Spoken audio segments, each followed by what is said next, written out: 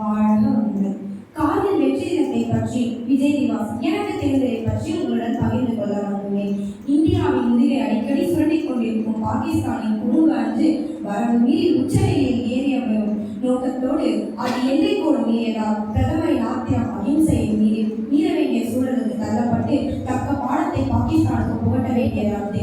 2 லட்சம் இந்திய வீரர்களை அணிதிரட்டிக் கொண்டு ஆபரேஷன் விஜயை செயல்படுத்தியதன் மூலம் பாகிஸ்தானுக்கு நமது அரசு சரியான முறையில் பதிலளித்தது. 1999ஆம் ஆண்டு மே மாதம் பாகிஸ்தானின் தாக்குதல் ஆரம்பமானது. இந்திய வீரர்கள் அதை எதிர்கொள்ள ஆரம்பித்தனர்.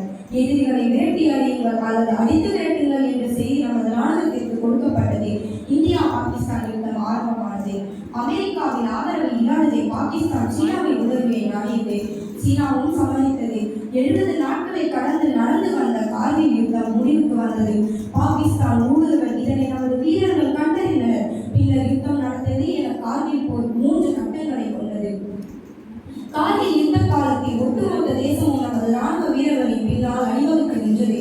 அந்த போர் முழுவதும் கடுமையான பனிப்பொழிவு இருக்கும் பகுதியில் நடந்தது. அந்த பகுதி மிகவும் ஆபத்தான பகுதியாக இருந்ததாலும் அந்த சவாலையும் இந்த இந்திய ராணுவ வீரர்கள் வீரத்துடன் சந்தித்து போரை எதிர்கொண்டனர்.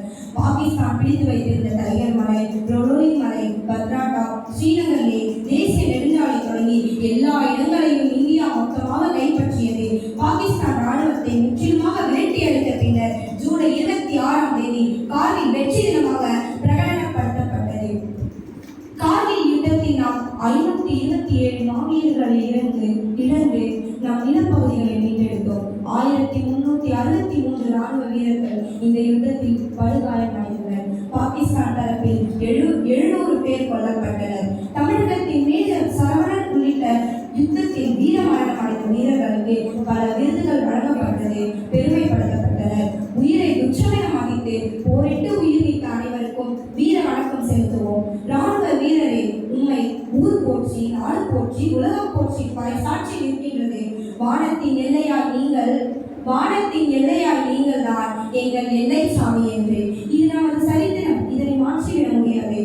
இனி வரும் காலங்களில் நமது மகரிஷியின் கனவான போரினா நல்லுலகம் அமைகிற இறையர்களும் குரு அருளும் துணை புரியட்டும். நன்றி.